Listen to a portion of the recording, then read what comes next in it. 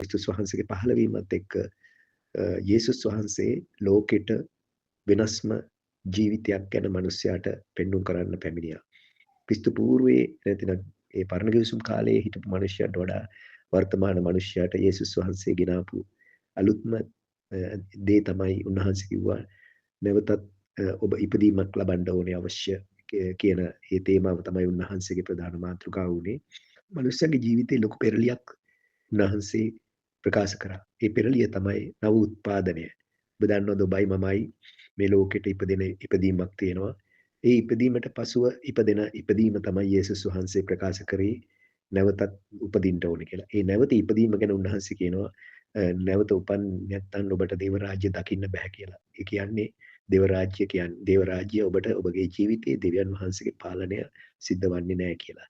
ඊළඟට නැවතත් කියනවා ඔබ වතුරෙන්ද ආත්මෙන්ද නූපන්නොත් දෙවියන් වහන්සේගේ රාජ්‍යයට ඇතුල් වෙන්න බැරිය කියලා. මොකද්ද මේ වතුරෙන් සහ ආත්මෙන් උපදිනවා කියලා කියන්නේ? වතුරෙන් උපදිනවා කියලා කියන්නේ අපි මේ ලෝකෙට ඉපදුනේ මව්ගේ කුසෙන් වතුර සමග. එසේ නැත්නම් වතුර ඒ ජලය තියෙන බෑග් එකක තමයි අපි සිටියේ.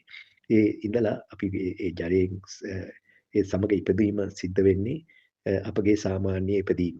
යේසුස් වහන්සේ කියන ආත්මෙන් ඉපදීම කියලා යේසුස් වහන්සේගේ වචනය සහ උන්වහන්සේගේ සුද්ධාත්මයන් වහන්සේගේ ක්‍රියාකාරීත්වය තුළින් අපි උන්වහන්සේ වෙතට හැරෙනවා. ඒ උන්වහන්සේව අපි වැළඳ ගන්නවා. උන්වහන්සේ පිළිගැනීමෙන් අපිට නව උත්පාදනයක් ඇති වෙනවා. ඒ නව උත්පාදනය එනකොට අපි පුදුමාකාර වෙනස් වීමක්. උන්වහන්සේ කියනවා මා කෙරේ අදහන්නම් මල නමුත් ජීවත් වෙනවා. උන්වහන්සේ කියනවා මා කෙරේ අදහන්න නව මැවිල්ලක් කියලා. සියලු දේ පහව ගියා කියලා. අපේ ජීවිතයේ අතීත කර්මකාර ජීවිතය එතනින් අවසానයි. ඒ කාලකන්ණි සාපලත් ජීවිතය එතනින් අවසానයි. නව ජීවිතයක් ඔබට පැමිණෙනවා. ඔබ නව උත්පත තුලින් ලබන්නා වූ ඒ නව ජීවිතය තමයි යේසුස් වහන්සේ ලෝකයට දෙන්න මිනිස්යාගේ ජීවිතයට පැමිණියේ. මේ නව උත්පත පහුගිය කාල සීමාවේ අපි දකිනවා බොහෝ අය ලැබපු ඒ නව උපත තුලින් පුදුම වෙනස් වීම මනුස්ස ජීවිතේ සිද්ධ වෙලා තියෙනවා. ඒ මිනිස්සු ඊටාම අධික බේබදු ජීවිත අතහැරලා තියෙනවා.